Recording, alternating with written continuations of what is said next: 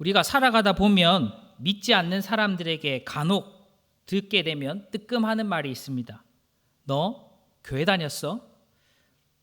너 크리스찬이었구나, 기독교인이었구나 하는 말을 들을 때마다 한 번씩 뜨끔할 때가 있습니다.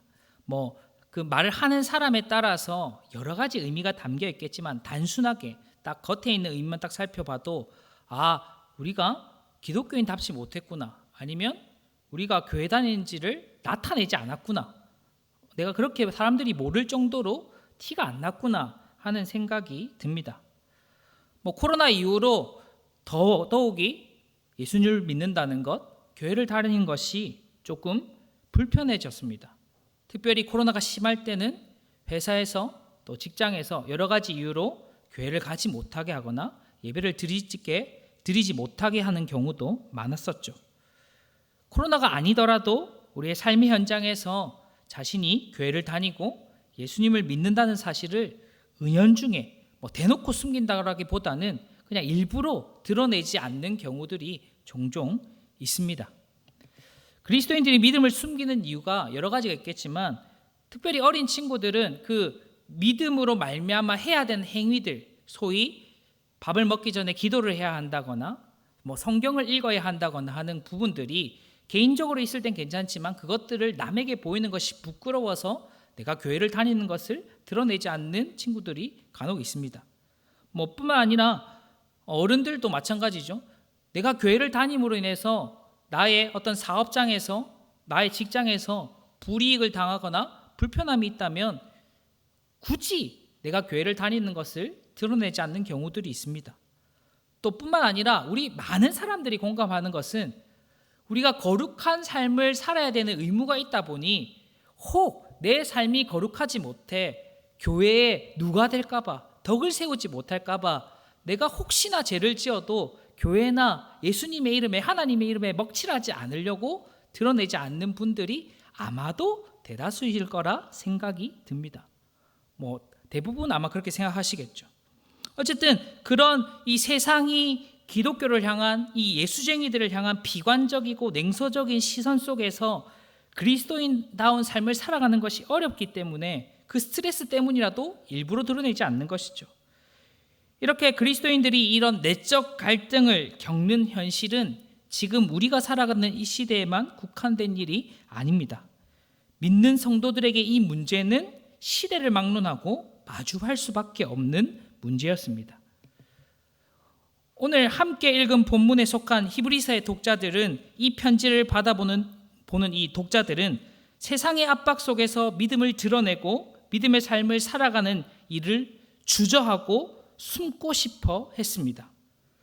히브리서 곳곳에는 이들의 상태를 기록하는데요, 그들은 복음에서 흘러 떠내려가고 있다, 하나님에게서 떨어졌다, 마음이 완고해져서 하나님 말씀에 순종하지 않았다, 그리고 게을러졌다, 복음의 약속에 대한 확신을 버리고 유혹을 받아 지치고 낙심했다, 갈 길을 잃었다라고 히브리서 전체에 곳곳에 표현하고 있습니다. 이렇게만 듣고 보면 히브리서의 독자들은 참 믿음이 없는 사람 같습니다. 신앙이 참 어리고 아직 예수님을 잘 모르는 것 같습니다.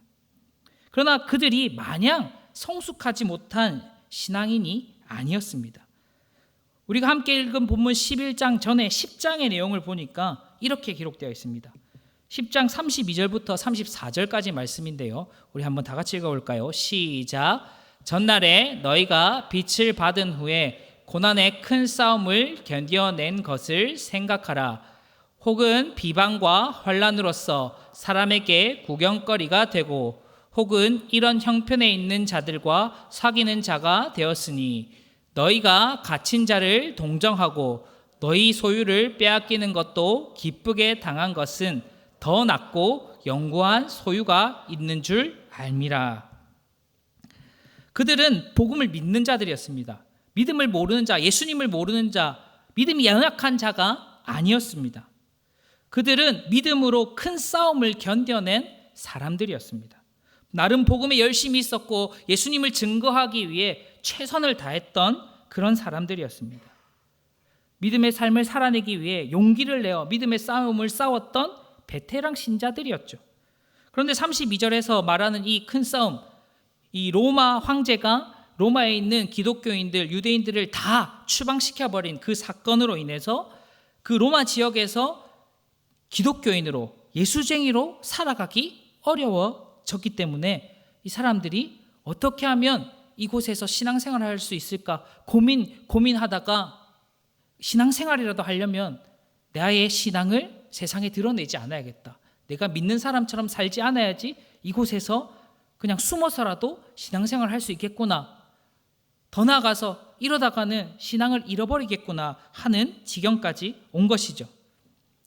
그리고 이 사람들이 얼마나 신앙이 열심히 있었냐면 사람들의 비방거리가 되고 예수를 전하다가 믿음 때문에 비방거리가 되고 예수 그리스도의 죽음을 전하다가 환난을 당하기까지 했지만 그럼에도 불구하고 이 구경거리가 되었던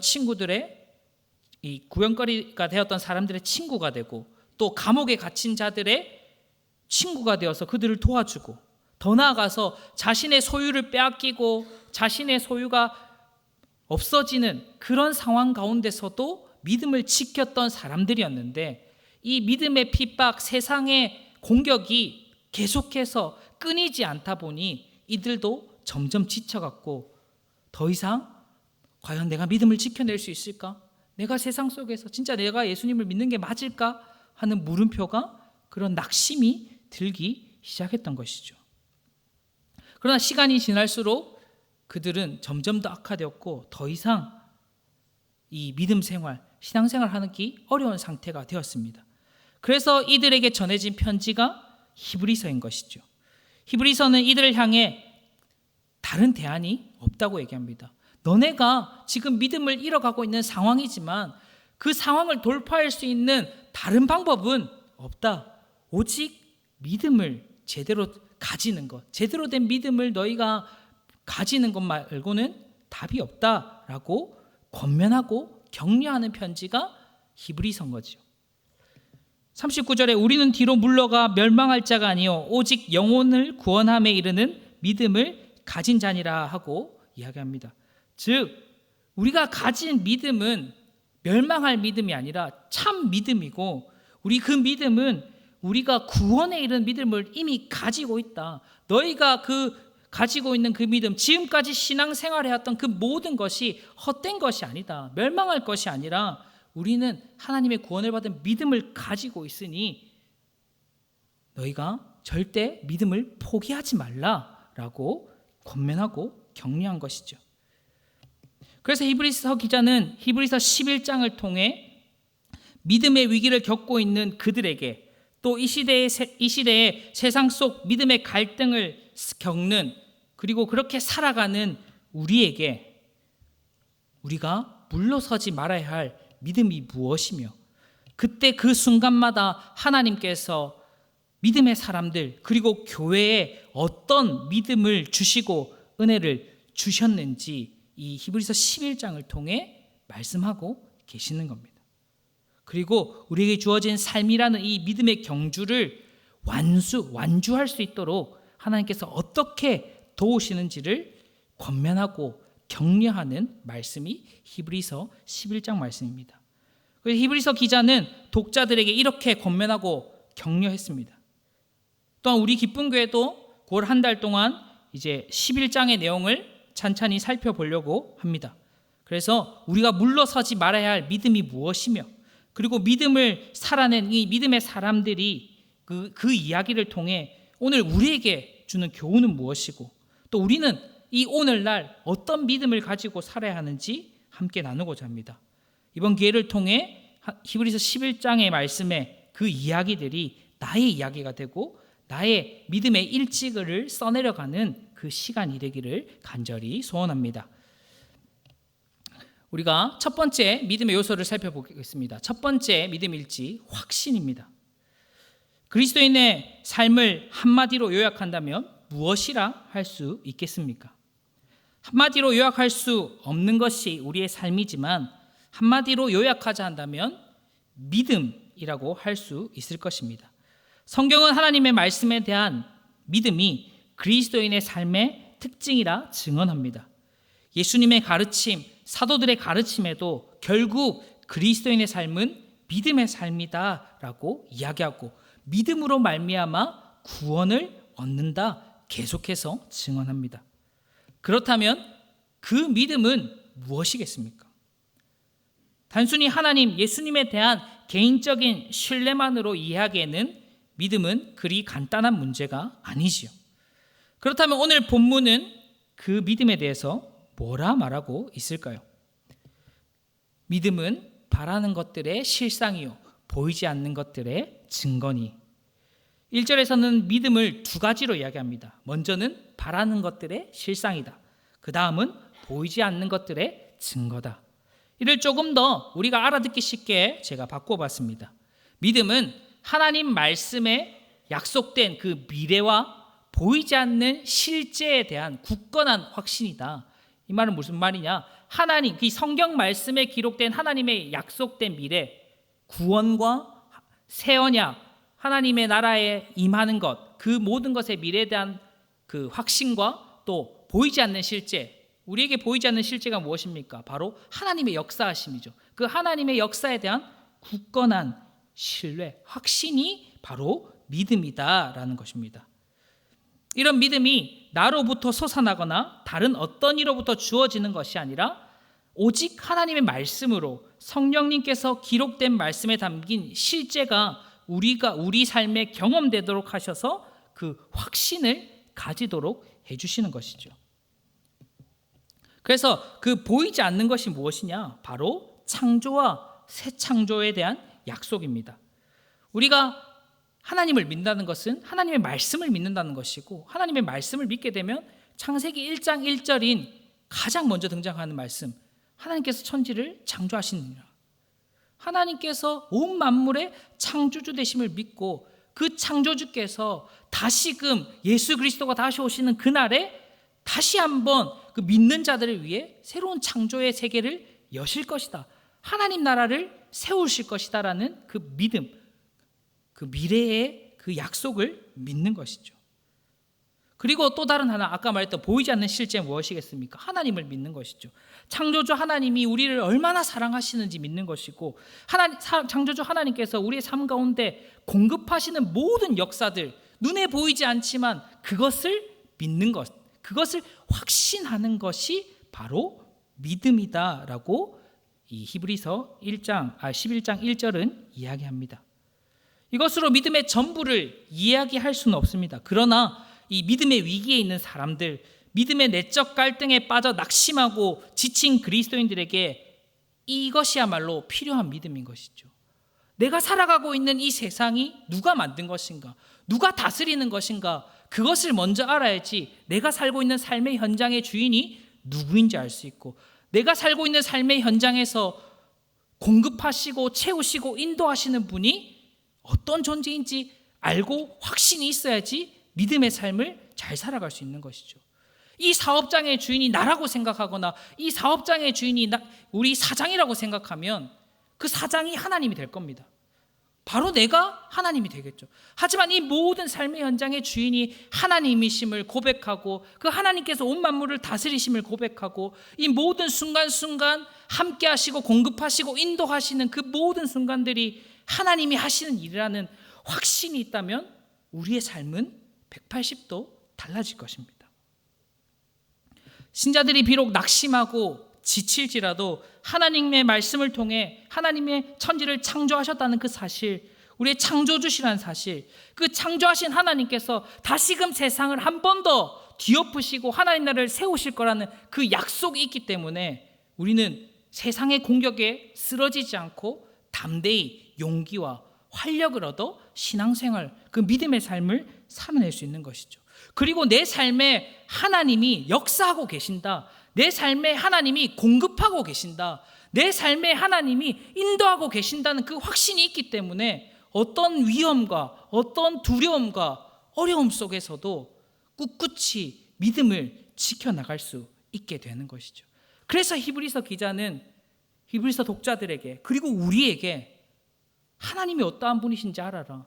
하나님이 세상을 만들었다. 그리고 하나님이 지금 너희가 있는 그곳, 어쩌면 하나님이 보이지 않는 그곳에 하나님이 임하시고 임재하시고 하나님이 역사하고 계신다는 것을 확신해라 이야기하는 것이죠.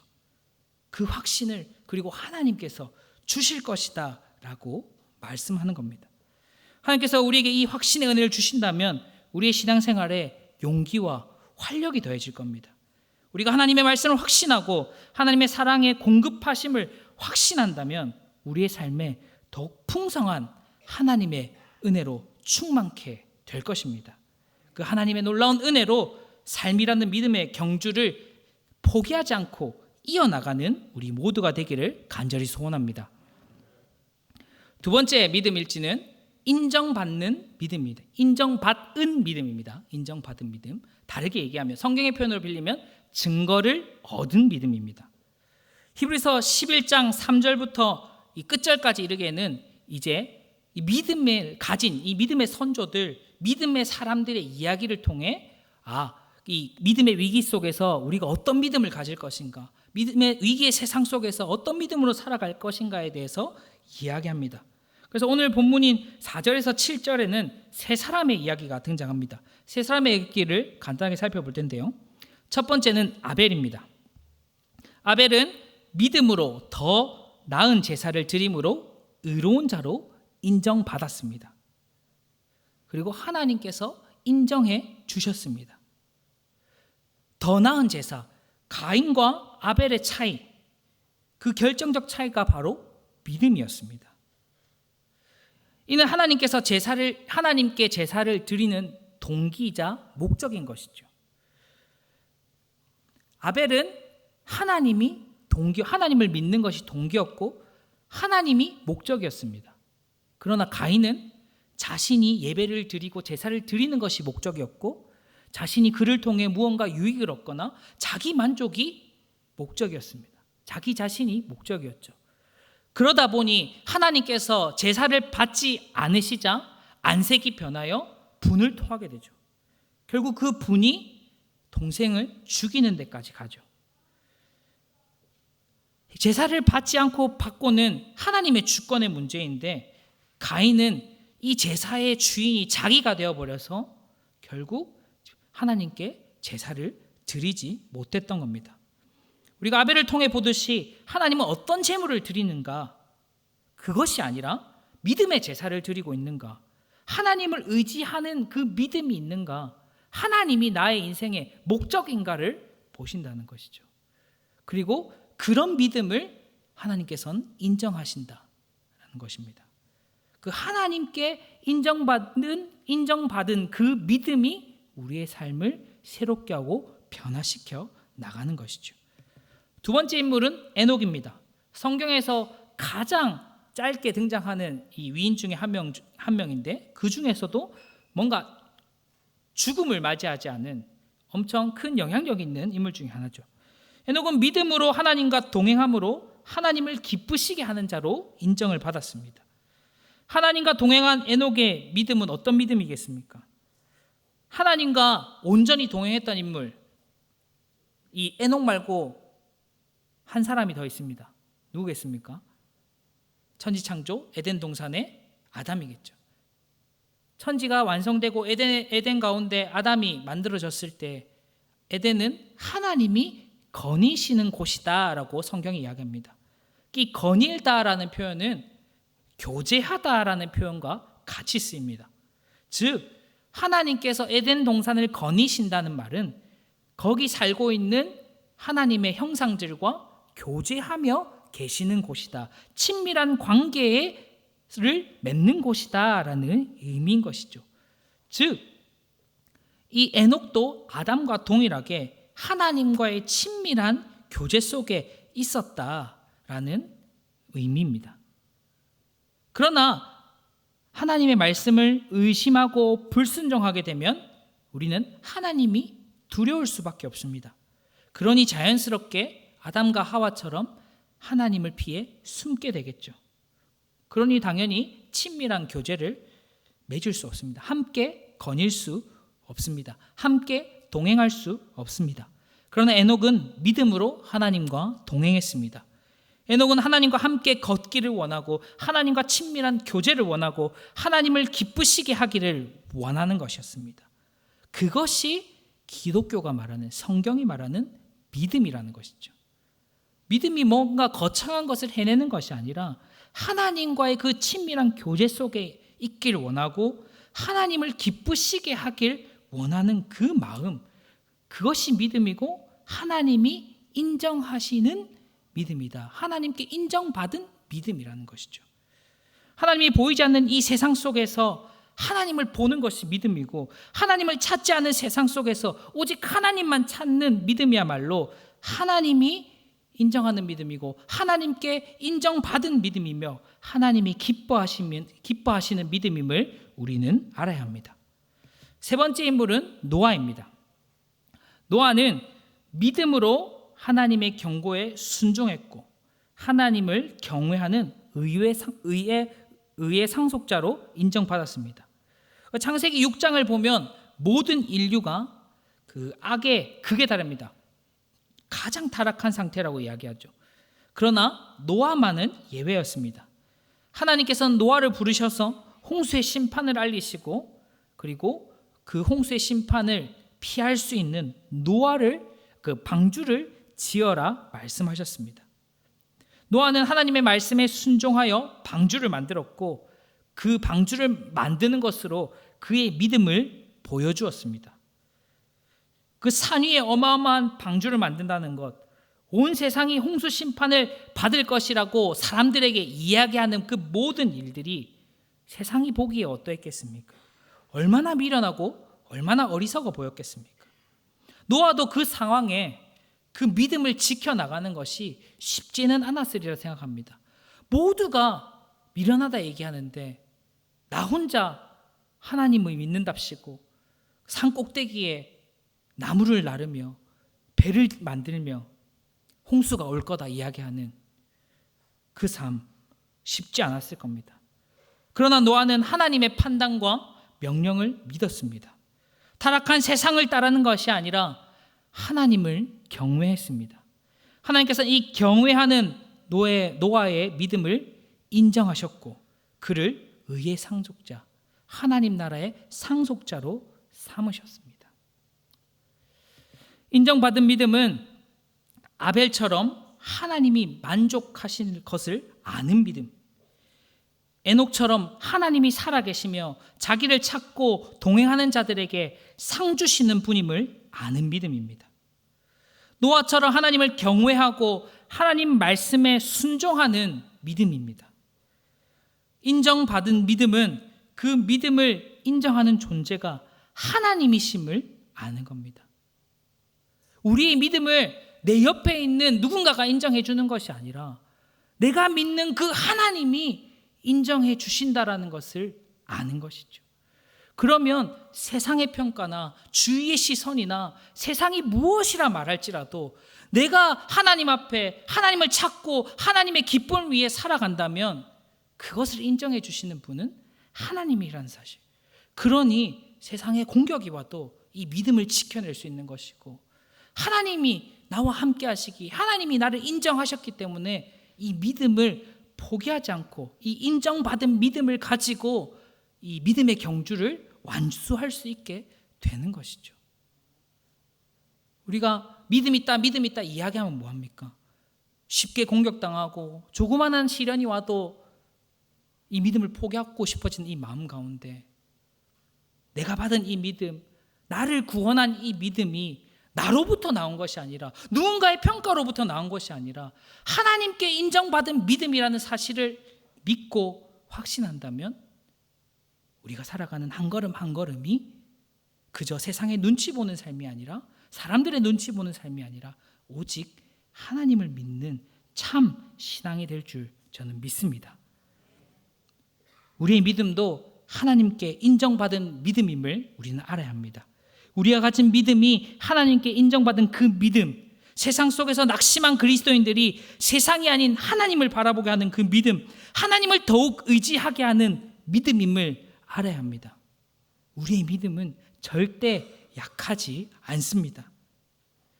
하나님을 찾고 하나님을 기뻐함으로 하나님이 주시는 상을 누리는 우리 모두가 되기를 간절히 소원합니다. 주 안에서 사랑하는 기쁜 가족 여러분, 세상 속에서 믿음을 지켜나가고 믿음의 싸움을 싸워나가는 일이 절대 쉽지 않지 않습니까? 어떻게든 그래도 기도의 자리에 나아가고 매일 말씀도 묵상해보고 매주일 말씀을 듣고 결단하며 하나님 앞에 간구도 해보고 나름 노력하는데 애쓰고 있는데 잘 안 되니 점점 지쳐가는 모습들을 보게 됩니다.